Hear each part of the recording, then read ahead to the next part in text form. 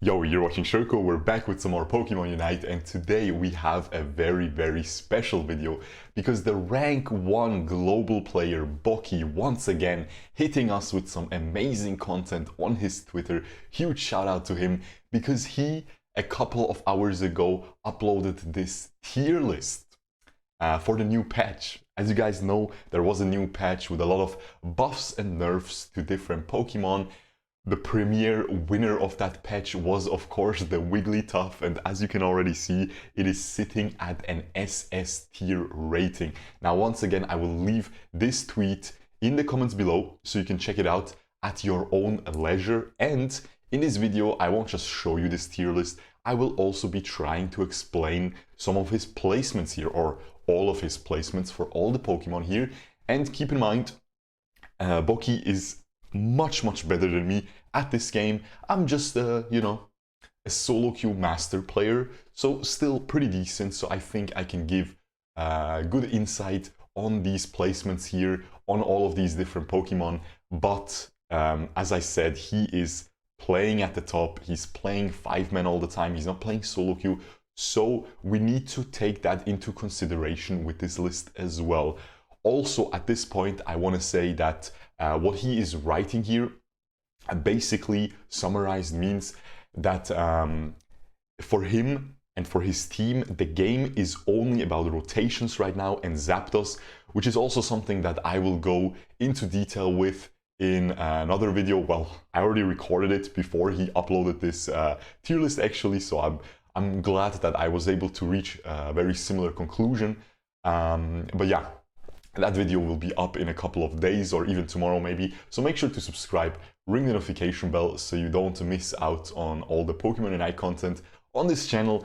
And with that being said, we will get right into this. Now at this point I want to say as well that Peak, very amazing Pokemon Unite content creator and player, as well uploaded his own tier list for the new patch a couple of days ago, and I checked that out, and I'm telling you, they are very different. And honestly, Peak is a solo queue player, I'm a solo queue player. I agree much more on Peak's placements, so this is really interesting because I feel like Boki is just really ahead of the meta, and honestly, I'm giving him credit here. You could reach two conclusions. You could think maybe he's behind on the meta, and me and Peak are ahead. But from what I heard is Boki plays so many hours every single day, man. He practices so much of this game, so I really trust his judgment more than my own, you know? And yeah, so let's get right into it. It's super interesting. As you can see, some of these placements are wacky. Like, everybody agrees Wigglytuff is insane, but a tier of its own, Greninja, people say it's pretty good now, but it's still weaker than Cinderace. But look at this disparity. B tier Cinderace, S tier Greninja. Absolutely unreal.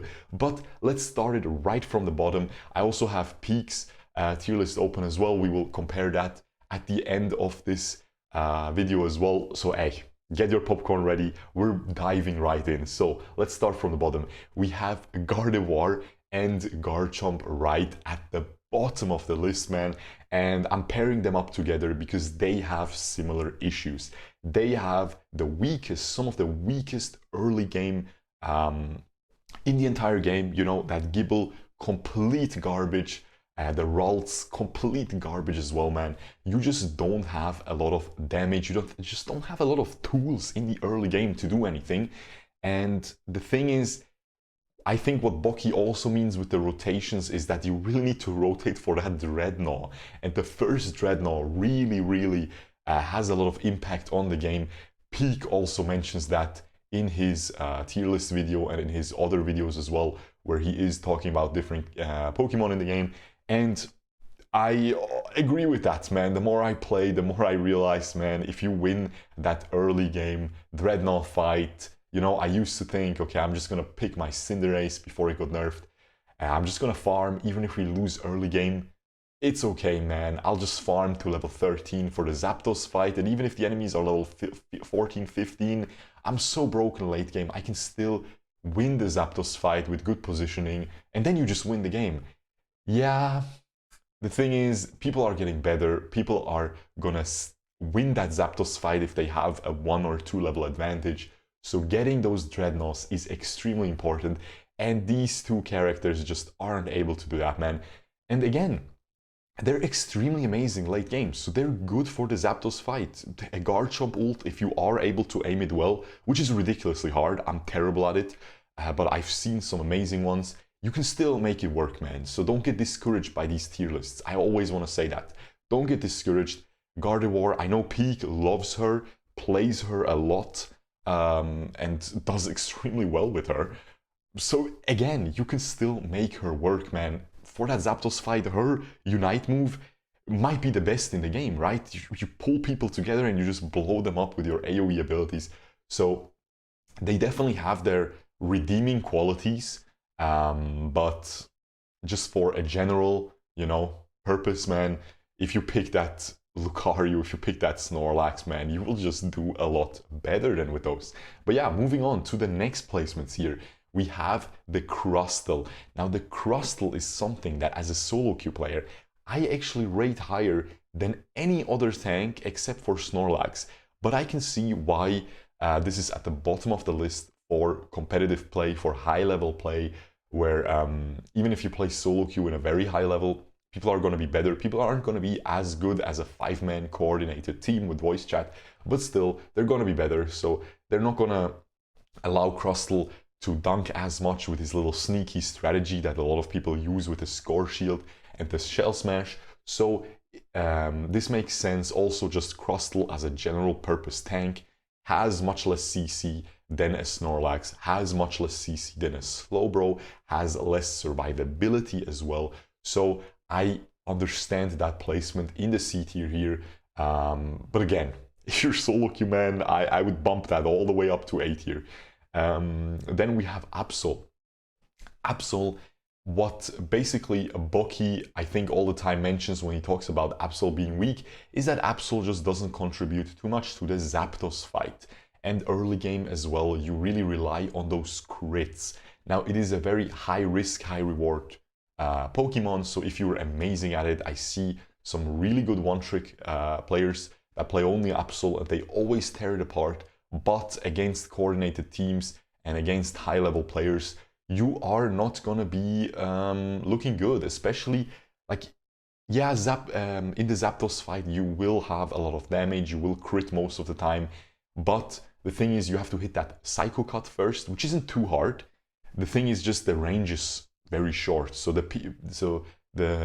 good players are just gonna stay out of that range, are just gonna blow you up immediately when you try to get into that range, and they are gonna just use their CC to lock you down.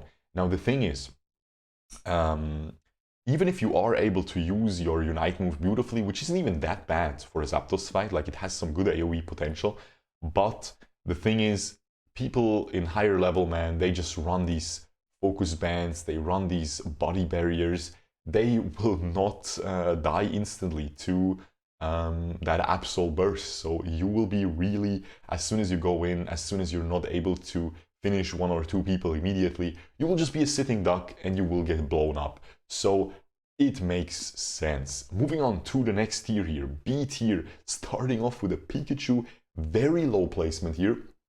And the reason why is that, again, Pikachu is amazing for early game, right? It's really, really good. As soon as it gets that Electro Ball, it has a very nice spike.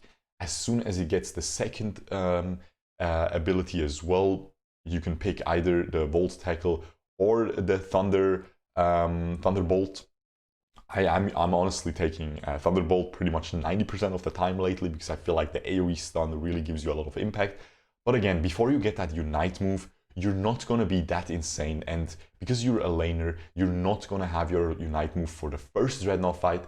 So yes, your early game spike is very nice, but the spike kind of fades away already because you're sitting between that area where you have your Electro Ball, but you don't have your Unite move yet for the first Dreadnought fight. And then for the second one, it's amazing again because you have your Unite move, but then for the Zapdos, you really, really drop off in damage really, really hard. So I can see why Pikachu just... I noticed that as well. I love playing Pikachu, but it's just not good for if you consider that Zapdos fight, because it really, really makes or breaks a game, as you guys know. And yeah, you're not going to be able to contribute too much. The damage just isn't there in a lot of times. Now, moving on to Charizard. Charizard was actually something that in the previous tier list, I know everybody underrates Charizard, but Bucky was actually one of the players who rated Charizard all the way up in a high A tier in his previous tier list. Now, since that, Charizard, his interaction with the Muscle Band got fixed. There was a bug where it was dealing too much damage, I believe, and basically you were able to pretty much with Unite move one-shot or literally 2 Flame Breaths or 3 Flame Breaths, and it would kill Zapdos solo, which was completely busted, and that doesn't work anymore. So that moved Charizard all the way down to a B tier, even after the buffs to all those abilities, because keep in mind, most of the moves that were buffed on Charizard were actually moves that weren't really used, right? People were always going for that the gap closer and the fire punch, and they buffed the flamethrower and the fire blast, something like that. Sorry, I don't know the name, but yeah, which people weren't really using. So again, I definitely think Charizard needs some more love, although I'm not sure if it's in a B tier. I still think the strength of the Unite move, again, it's just really bad for that first Dreadnought fight, but for the Zapdos fight, it's honestly amazing. So I feel like maybe could be a little bit underrated, but again, Bucky is the OG Charizard simp, is the OG Charizard, ambassador. He was one of the first people who was saying, yo, Charizard is actually really good, guys. If he rates it that low, even after a buff, then we can probably trust him. Moving on to the Slowbro. Slowbro, not much to say, man. Just a standard tank, middle of the pack tank, man. Could have been in an A tier. I think Peak puts it in an A tier. And yeah, I honestly agree with it. The issue with Slowpoke is, and Slowbro, that it doesn't have the strongest early game. Again, as soon as you have that surf, it is pretty good. But what you ideally want is that upgraded surf where you have that triple knockup, which is really, really annoying to play against and really makes Slowbro very powerful. Another issue is that telekinesis is pretty difficult to hit. So in higher level, I can see people dodging it all the time. Also, I feel like in higher level, maybe people start to take the full heal, which of course removes the telekinesis immediately if you end up getting hit. So that is a very good counter to that as well. Although eject is pretty broken, so I'm just talking out of my booty here at this point, because I don't know if people take full heal, but I would see that being a very viable strategy against a Slowbro if you know the enemies are gonna go for a Slowbro. But yeah, Slowbro sitting at a pretty comfortable B tier. Again, keep in mind, a B tier isn't too bad here because it's AS, and then SS is a tier of its own for the God mode Pokemon, usually, which is this patch, Wigglytuff. And then moving on, this is very controversial. Actually, the next two we can look at, both of them, very controversial together. Gengar and Cinderace. Gengar and Cinderace still sitting at a strong A tier for Peak. The way we can explain this is, okay, so Cinderace got hard nerfed. What Bucky is basically saying is that Cinderace just isn't strong anymore. It lost a lot of its damage. Bucky wasn't recommending Pyro Ball on Cinderace to begin with. He was actually recommending Blaze Kick, which I was using all the time as well, and that really got heavily nerfed, deals way less damage now. Then the Feint, of course, everybody uses that on Cinderace. That also got nerfed. I believe the invincibility duration got cut by half approximately, which is really, really a lot. So yeah, it's definitely a really big nerf. Of course, the basic attack deals way less damage as well now, since they nerfed his raw attack stat. So yeah, big nerf for that. We also have a nerf for Gengar, which At the first couple of days of the patch, I didn't see any Gengars at all because of course it was bugged. Hex wasn't working as intended. I think it wasn't resetting properly, but now it is fixed. And Gengar, again, peak, puts it in the A tier. I would probably put it in an A tier as well. I'm seeing it a lot more, but I have to agree that it really feels much weaker. It still deals a lot of damage, so I don't know about the B tier, man, because again, B tier is pretty low, man. But I think the reason is before you get that Hex, you really are terrible, man. And if the enemies can get, that's basically level 7. And if the enemies can do well, can get some early game strong picks, and maybe even bully you out of your jungle, or out of the mid camps, at least out of these core fishes that spawn in the middle, these 4, then you really are in a lot of trouble, man. Because again, for that first Dreadnought fight, just being level 7 is okay, but you really get blown up instantly because they cut your invincibility frames as well on that Gengar as a part of the nerf. And yeah, I'm sure good players can really, like, I was always playing Cramorant against this Gengar even before the patch where it was really busted, and I realized that if I just place a good Hurricane or a Surf right after he uses his Hex, you had to predict it a little bit because the Hex really has a long invincibility duration, attached to it, where you had to really predict when he will use it, so you try to catch him off guard, because if you use it right after he uses it, before your ability hits, he will be able to use another Hex and reposition again and dodge it. So it was a lot of trouble, but you were able to really outplay it, and 1 CC was enough to completely take it out of the game. So yeah, now that is even easier, so I can see high level players using that Cramorant, using maybe even Pikachu with a Thunder Bolt, or I mean Snorlax, super easy.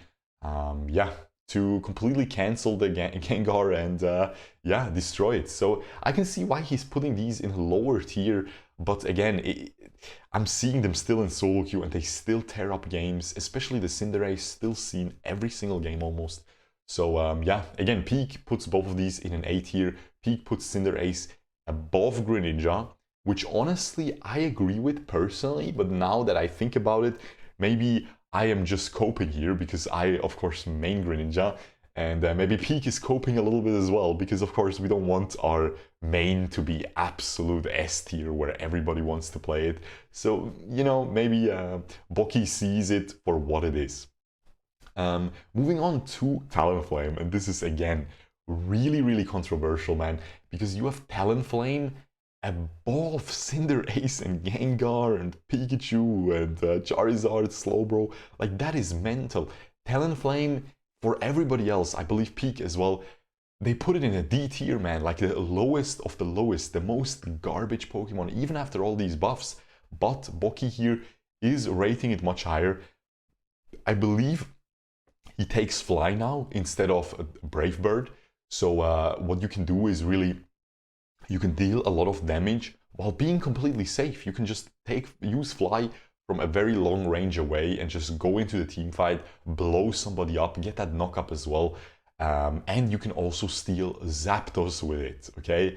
So that is also something you can really get in onto that Zapdos over the wall, completely safe, and last hit it with it. And if you get that, you will win the game. Also, Talonflame is much faster at clearing the jungle now, so you get to a spike much faster, so you get to that fly much faster. You are pretty useful at the first Dreadnought fight with that fly. So again, I am not sure, man. I really don't see Talonflame at all still, but I'm sure Boki ended up trying it out because it was in the lowest tier as well for him in his previous tier list. Now again, very controversial, the next placement here. It's crazy, guys. This guy, I think he's just so big brain, so far ahead of the whole meta.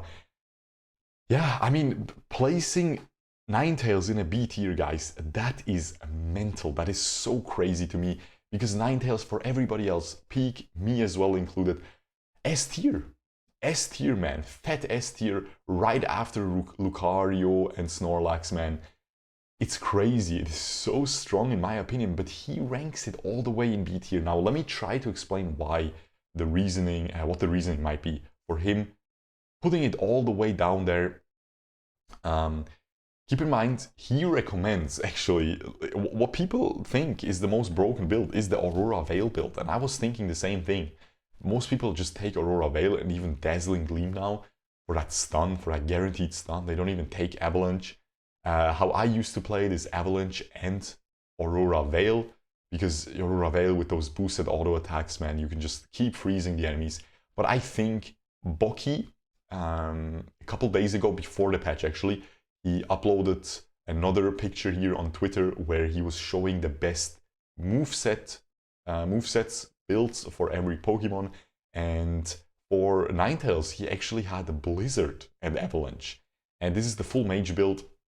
I uploaded a video yesterday with a gameplay of that, and I honestly like it a lot. Ever since I saw that recommendation by Boki, I ended up using it, and this was actually the thing that I was using in the Japanese Nintendo Switch beta, where I didn't know anything about the game. I couldn't read what Aurora Veil did. I just saw it created a field. Like, I didn't know what it did, so I was like, okay, we have a push here, we have a nice little wall.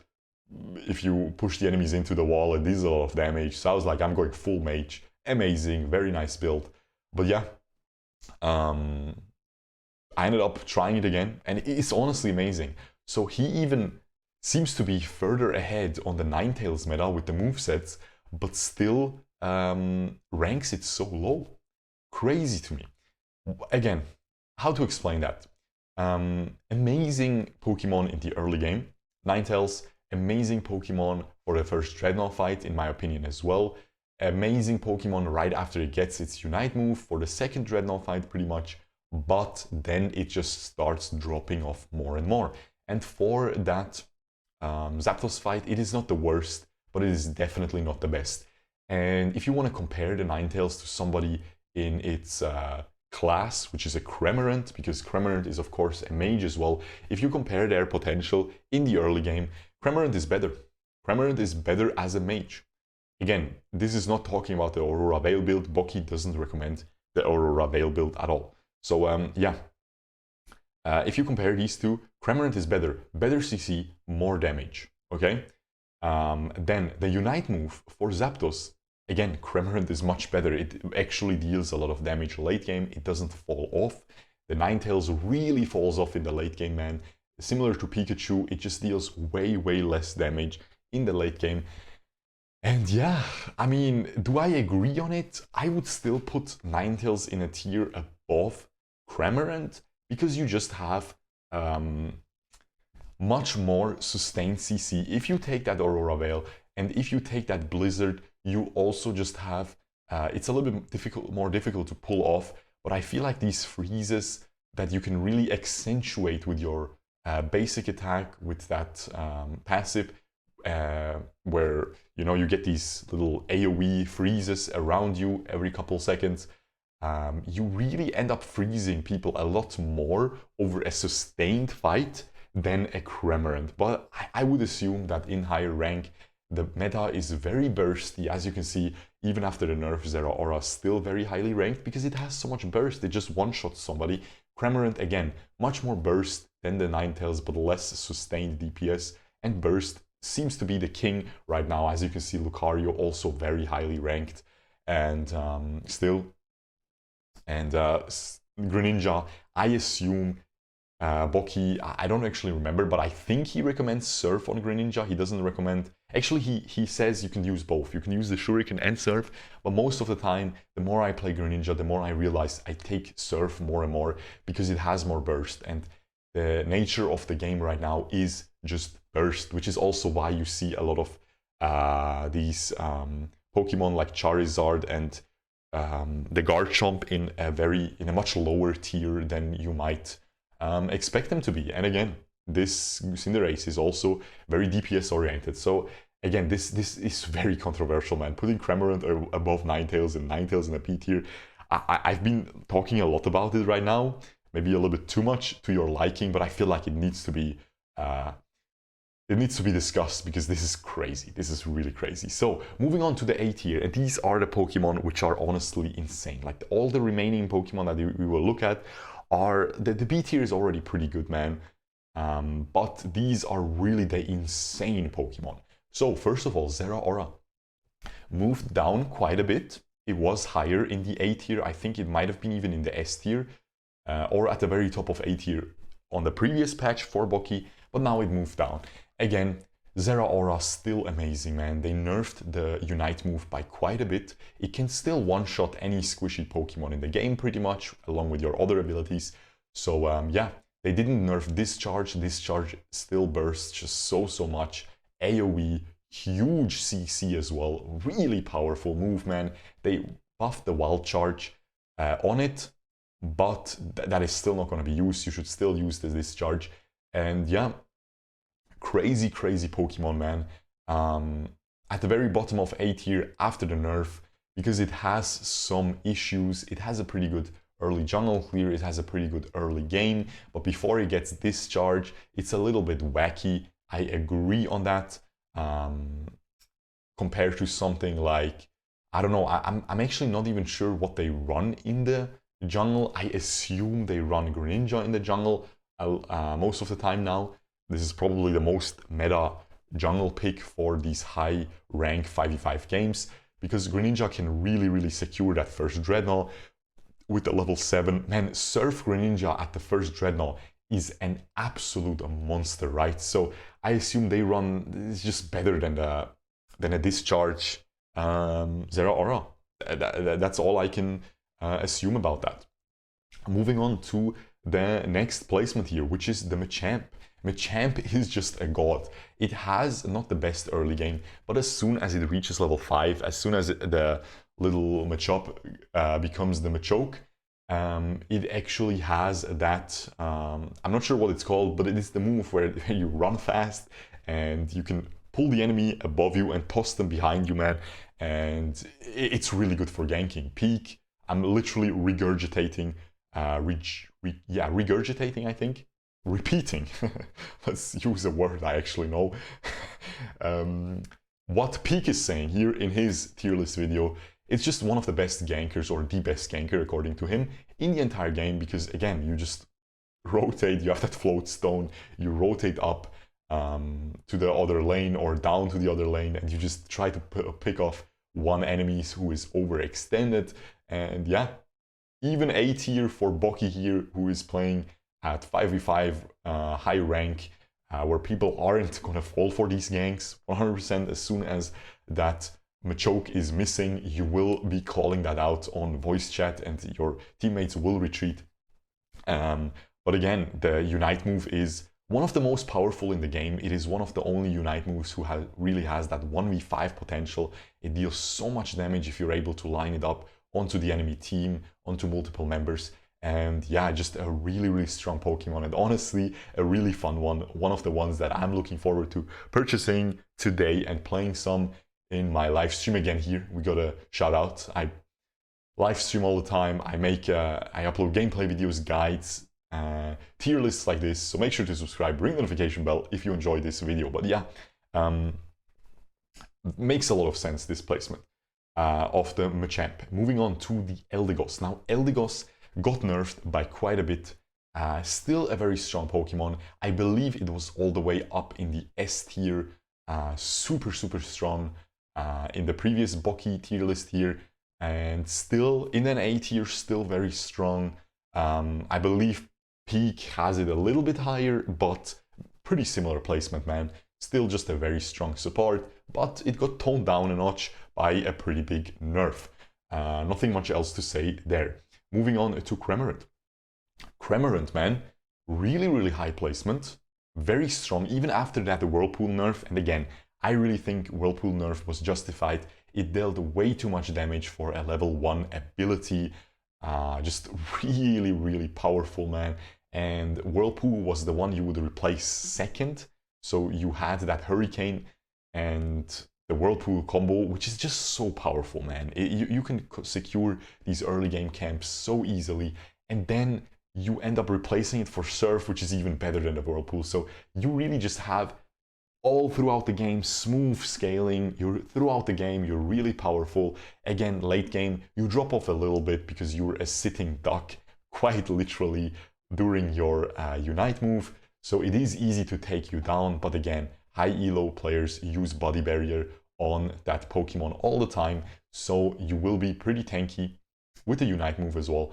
So yeah, with good positioning, you can tear apart teams completely with that. So really, really powerful for the first Dreadnought fight with the Surf Hurricane, for the second Dreadnought fight. Even sometimes you don't have Surf, even if when you're behind, right? Because you're not a jungler, you're not going to be level 7 maybe. So you still have the Whirlpool. Super strong still for the Dreadnought fight. So you're chilling. And then again, for the Zapdos, super insane. Yeah, amazing Pokemon. Moving on to Mr. Mime. Now this is again, Peak actually moved this up quite a bit on the new patch, on his new tier list. I always thought and still think that this guy is actually hidden broken man, super secret pick man. No one uses it, but whenever I see someone using it who plays it well, it tears up games. And I'm telling you, Mr. Mime is just so underrated, and Boki doesn't underrate it. Even in the previous tier list, he was rating it much higher than anybody else. And yeah, he still rates it very highly, just below S tier. Honestly, fully agree, man. It's crazy. I would honestly say it's stronger than Greninja, but I don't know, man. Yeah, Mr. Mime, just a god. Super strong. You gotta use the right setup, man. I would recommend Wise Glasses, Focus Band, and Body Barrier. Very tanky, but you can really, really go deep into those team fights with your Unite move and tear up teams. I'm telling you, super strong Pokemon. Has a very strong early game as well, because you're able to one-shot camps, or not one-shot, but finish them up at a very high level. And the most important thing in this game is last hitting. And that's why Lucario and Mr. Mime are so high tier, and the Cramorant as well, because you're just really good at last hitting. Compare that to something like Cinderace, to something like a Slowbro, to something like a Charizard, and Ninetales. You really struggle with these last hits. And yeah, that is basically the name of the game right now. Last hitting Zapdos fights and Dreadnought fights. And Mr. Mime, amazing at all of these. Moving on to the S tier. Now these are gonna be the creme de la creme Pokemon. The ones you really, really want to be picking. If you're really trying hard, if you just want to abuse the strongest ones to reach that, you know, that next tier of your rank journey. So starting off right with the S+, the only S+ Pokemon here, which is the Greninja. I main Greninja. I play Greninja a lot, and the more I play him, the better I get, the more I think he's better and better. Before the patch, before like a couple of days ago, even a week ago, when the game pretty much freshly came out, or 2 weeks ago, I was playing a lot of Greninja. I was like, this guy's trash, man, but I just love him. I just love him. Then I got better. I started using Surf. I got better at getting those resets with Surf, at knowing when the enemy will actually die, so I can get the resets consistently, not using it too early, you know, during a team fight where you really become completely useless if you mess that up. So I got better at that. I was realizing, I was like, man, this is pretty good. But Cinderace was still really broken, so I was like, meh, I'll just move to Cinderace. Then Cinderace got nerfed now, and I've been only playing Greninja, but I was still of the opinion that Cinderace is better. But the more I played the Greninja, the more I was like, okay, I think they're pretty equal, man. It's actually really strong. And then I played it more, and I was like, okay, I don't even have a Body Barrier, but I'm starting to use the Unite move much better. It actually deals a lot of damage, so I was like, it's getting better and better. But man, S+, that seems crazy to me. Again, what I think here is that Boki, his team, probably uses it in the jungle all the time. Because in this game, there's no draft pick, there's only blind pick if you play ranked, so you can pretty much just, all of your 5, what Boki was doing before the patch, he was just pretty much only playing Lucario. I would assume he still probably mostly plays Lucario, because it's still really strong, as you can see, still sitting at an S tier. And yeah, you can just pick one Pokemon and just play that all day. That is the best way to rank up in a 5-man team. You just set one good team composition, the best one in your mind, and I assume they put Greninja as the best jungler, because again, you will be level 7 for the first Dreadnought fight. Your Surf is extremely powerful, not only for the fight, but also for securing the Dreadnought. It's probably the highest burst ability in the game at level 7, at that point where no one has their Unite move and can try to get it with that. So yeah, crazy. I think that is single-handedly what puts it there. And for a late game Zapdos fight, yes, it is not the best one out of this list, but if you are good at using your Unite move, if you have that body barrier so you don't just get instantly blown up when using that Unite move, you will actually perform very well even during the Zapdos fight. And again, that Surf reset potential is always there. So if you are able to get into the fight and yeah, destroy them with it, you will be able to pop off completely and maybe even get a Quadra or Pentakill. Now, something else that he explicitly mentions here in his chain of comments, I had a friend of mine translate these, and one of the important ones why Greninja is so highly ranked is because Smokescreen is completely broken according to him. And honestly, if you play against Greninja, how broken is Smokescreen? Seriously. When you play Greninja yourself, you're like, you leave a little smoke, man, and you just run around in this. It's very powerful, I agree, but you don't realize how ridiculously broken this ability is unless you play against it. What Smokescreen does is, what I was realizing oftentimes, I'm just left without vision for like so long, for way too long. And I think that's why he rates this ability so highly, because basically, when you walk through the smoke screen while it is up, even if you walk out of it, you still can't see anything. You can still only see that bubble around you. What is that about? Could be a bug, because usually if you compare that ability to Graves in League of Legends, that has a very similar ability which he actually throws, the enemies that are in it, only they see only this bubble, okay? But as soon as they move out of it, they have their normal vision. But here, it really blocks your vision for quite some time. So it's a really powerful move, man. Imagine that during a Dreadnought fight. Imagine that during a Zapdos fight. And if you use that really well, you have one of the best crowd controls. It's not really crowd control, but it literally blocks vision for the enemies, which is insane. It's basically a flashbang. So yeah, crazy ability. So I can see why he puts that high. Again, I assume in a couple of days when I keep playing more and more Greninja, I will realize myself that yeah, this guy is just moving up and up and up.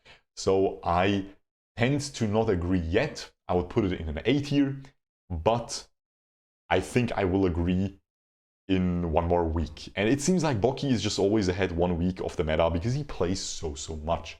Yeah, moving on to Lucario here. Now, Lucario, for me personally and for Peak, is still the best Pokemon in the game. So it would be sitting at an SS tier by itself. I mean, Boki is the Lucario player himself. Rank 1 global player, probably the best Lucario in the world. Plays it all the time, has a 90% win rate or even higher on this Pokemon against the best teams in Japan, mind you. So insane player. So if anyone knows about Lucario, it's gotta be him. It's gotta be Boki. So again, I can't budge this. I would still think it's the best, but they really nerfed it quite a bit because the Power-Up Punch had a bug where it would also, Power-Up Punch has a bonus damage on the next basic attack after you use it, and that was really in addition to the Power-Up Punch, it was really just blasting 80% of your health bar from most Pokemon in the game. So that got nerfed where it had a bug where it was applying the bonus damage to that basic attack after the Power-Up Punch. The more you charge the Power-Up Punch, of course, the more damage it deals, but the basic attack wasn't supposed to deal more damage with the charge as well. So yeah, you're just blowing up people. You're blowing up people way less now. You're still blowing them up. I still think it's really broken, but the Unite move isn't the best, man. It's difficult to hit, and yeah, I don't know. Still really strong, still a godly Pokemon. I will probably be buying it now because I really think it's a really cool Pokemon, and yeah, but it seems like it's not in a tier of its own anymore. Now Snorlax, fully agree on that, man. Super, super broken Pokemon, still didn't get nerfed, a little bit cringe in my opinion. That is the only thing I would complain about on this current new patch. Just really broken. Yeah, I don't know what else to say, man. I would... Peak also says that Snorlax or the Greninja, not the Greninja, Snorlax or Lucario are his rank 1 Pokemon in the game. And yeah, I agree. Snorlax is, like, these two are completely, I'm so tilted playing against them at this point. So yeah, Snorlax, just amazing early game control, man. You deal so much damage for no reason as a tank in the early game. You're level 1, level 2, level 3, so you can really secure these last hits. And again, the name of the game is last hitting. The name of the game is Dreadnought fights and what's it called? And Zapdos fights, and Snorlax has the best engage in the entire game because you can use that belly flop, whatever it's called, man, the one where it jumps forward and knocks people up with the eject combo to enlarge the range. So you basically have a Malphite ult. You have a Malphite ult on a basic ability, guys.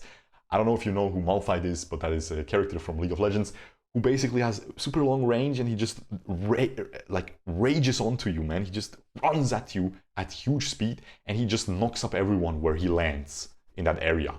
And that is the best engage, and Snorlax has this, so on a basic ability, not on a 2-minute cooldown like Malphite, on a basic ability. So yeah, it's crazy, absolutely crazy. So yeah, the Unite move is pretty good too. It is unkillable, amazing Pokemon. Then let me talk about Wigglytuff first, because this one, the Venusaur in S tier, is mind-blowing. Let's talk about Wigglytuff first. Wigglytuff got giga buffed. They buffed all the base stats. It's insanely tanky now, where it used to be really squishy. Sing is really OP. Even before that, I was always saying, Wigglytuff, man, Sing is so broken. Like, you just make people sleep around you in an AoE with a pretty low cooldown for what it does. And it makes you run faster. Like, come on, man, it's so insanely strong. Honestly, this might be the best engage now, other than Snorlax. Like, it's crazy. So, and then you have your Unite move as well, which makes, I believe, all your teammates not stunnable, not crowd controllable, so immune to any form of crowd control. Like, come on, man, it's crazy. It's crazy strong. For all these fights, man, this game is very focused around crowd control. This is probably why Slowbro moved down so much as well. It used to be A tier, but bro, what are you gonna do?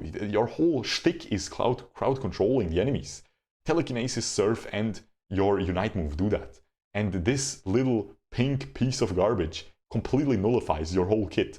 So yeah, that is also why Snorlax is probably below it, because it just counters it, man. It just counters everything in the entire game. And yeah, the Cinderace also has a Blaze Kick, which gets nullified by that. And guess who doesn't have CC, bro? It's the Greninja. I don't think it cancels the effect of smoke screens. So maybe that is why. You gotta put these into perspective. If every team runs Wigglytuff, of course all these other Pokemon are gonna drop down, especially the Ninetales, who keeps freezing you, and Wigglytuff doesn't care. And the whole team doesn't care if you are frozen. Also, I think it removes status conditions like the poison from Gengar. See how it's the puzzle pieces get together, man. I didn't even consider that, but that's why I try to go so in depth. Let me know in the comments below at this point if you like these fully in-depth videos. This is probably like a 40-minute video already. Let me check actually. Yeah, it's a 40-minute video already, guys. And we're almost done though, don't worry. But I really like to go in depth because now it's all piecing together, bro. Yeah, of course, if every team runs Wigglytuff, your Gengar is gonna be a garbage tier. It's gonna be completely useless, right? And I'm pretty sure it removes that as well. I'm pretty sure it removes the poison from Gengar, so from Sludge Bomb. But yeah, actually I think it's called Sludge. I think this man has Sludge Bomb, the Venusaur. But yeah, great, just insane. I honestly want to buy it, but I don't want to waste my coins on a tank support. I'm not sure, man, but it looks so cute, it looks so fun. I don't know, man, maybe I'll buy it. But yeah, then we have the Venusaur in the S tier, and this is probably the most controversial one. Do you say that? I'm losing my words at this point, man. 45 minutes without drinking, without pause. It is what it is, man. Just you know, build differently, build differently. But yeah, Venusaur S tier. It received a very big buff. I'm seeing it more and more. I played it myself. Mind you, I have like 6 games, so I'm not that good at aiming the Solar Beam, which again, you go for that full mage build, Solar Beam, Sludge Bomb. Really, really powerful. So yeah, I definitely rate it much higher than before the patch where it was sitting at a D tier. I would probably put it at a low A tier, but Boki puts it at an S tier. Now, let's try to explain that again. You won't have your Solar Beam at the first Dreadnought fight because you are a laner. But what you will have is that Sludge or Sludge Bomb. I think it might be called Sludge actually. But yeah, you will have that Sludge, you will have that poison, which reduces the enemy's special defense, which is already very, very nice. It also applies a very long poison, so what it does, it is really good for defending points, because people can't dunk while they get this status condition onto them, because you keep taking damage by that poison. And the poison lasts for, I'm gonna quote Peak here, I'm not sure how long, but he says 6 seconds, but he's not sure either. So keep that in mind. But yeah, he says 6 seconds, so 6 seconds is ridiculous. That's a ridiculous time where you can't dunk at all. The cooldown is, I believe, like 7 seconds, so do the math. You won't be able to dunk playing against the Venusaur. So yeah, that is very powerful. Now the Razor Leaf, I think, is very underrated. I think it's a pretty strong ability in a core, paired up with the Sludge as well, with the poison. You will deal a lot of damage with that magic damage combo, right? If you are able to keep the enemies inside those Razor Leaves. And you really can. Honestly, you can. At the first Dreadnought fight where people are preoccupied or getting stunned, CC'd by your teammates, by your Wigglytuff. So you will be able to deal a lot of damage with the Razor Leaf. It's not that bad. Honestly, it deals pretty decent damage. And then for the next Dreadnought fights and for the Zapdos fight, you will have your Unite move and you will have your Solar Beam. The Unite move has so much range, super safe for both of these fights, deals a lot of damage now after the buff, and the Solar Beam has a much lower cooldown now. So if you are able, or if you are good at sniping, you will deal a billion damage during these fights, man. I have seen Venusaur topping the damage charts after the game. Pretty much in almost every game it was in, if it played well. So I can see why it's much, much stronger. I'm playing it much more as well. I really like it. I think it's really fun. The little onion turtle, like some people like to call it.